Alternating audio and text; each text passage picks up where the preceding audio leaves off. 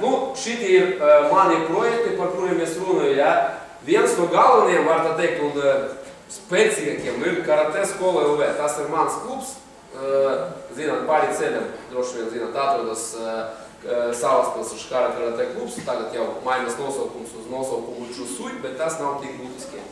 Es sāku trenēt 3 audzekņus, pirmajā vidusskolā uz betona gridas rekreācijas telpā, kur jums ir starpbrīži. Ja? Jo nebija citas telpas, nebija. Man pateica, nu, ja gribi viņam, paldies, starp citu, pirmajā vidusskolā, ka pateica, ka var kaut vismaz te. Ja? Saprata manu situāciju un deva iespēju. Un man pateica pārējie austrumu cīņu pasniedzēja Salaspilī, ka viss, tās klubs nomirst pēc 2 mēnešiem. 3 audzekņi, betona grida, kādi tur varbūt, kādas izredzes vispār varbūt. Tagad šim klubam ir savas telpas, 120 audzekņi Salaspilī, 30 Salkalnē, kopā 150.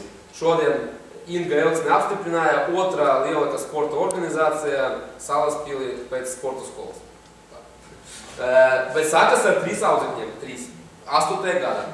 No tā, arī tādēļ, ka vienalga, ja es nolēmu, ka viss sanāks, viss būs labi, visu laiku domāju tikai pozitīvi par šo visu, un tā ir sanāca.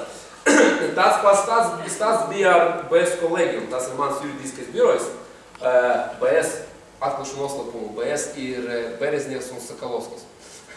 Kolēģiem tā ir, kā saka, sabiedrība vai biedrība un tā tālāk. Brālība arī tulkojas no latiņu valodas, kā kolēģiem. Ar manu draugu, vēl kādiem studenti, sākam konsultēt klientus kafejnicas. Nebija mums sava biroja, nebija. Sēdējam kafejnicā, ņemam 5 latus un konsultējam. Bet bija mērķis savs birojs. Tagad mums ir liels birojs Rīgas centrā, viss iet ļoti labi. 7 gadi pagāja, 7. Bet arī pozitīva domāšana bija. Mēs nolēmām, ka mums viss sanāks un tā arī ir.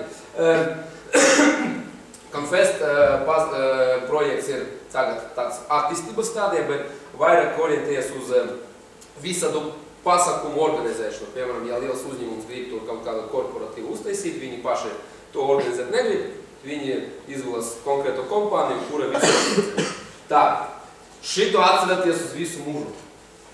Ne tikai smetišana nogalina, negatīvas domas nogalina, ja, un starp citu ļoti bieži šitais noved pie šita. Tad negatīvas domas pie smetišanas, ja, tad faktiski var teikt, ka šitis pat ir bīstamāks nekā smetišana. Jo pat ārsti atzīst, ka tie, kas atrodas pa visu laiku depresijā, tas nozīmē, viņiem ir negatīvas domas, viņi mirst un saslim ar nopietnām slimībām. Ja? Tas ir 100%. Līdz ar to nekad nevajag slikti vai negatīvi domāt, jo tas pievilks kaut ko sliktu. Skaidrs?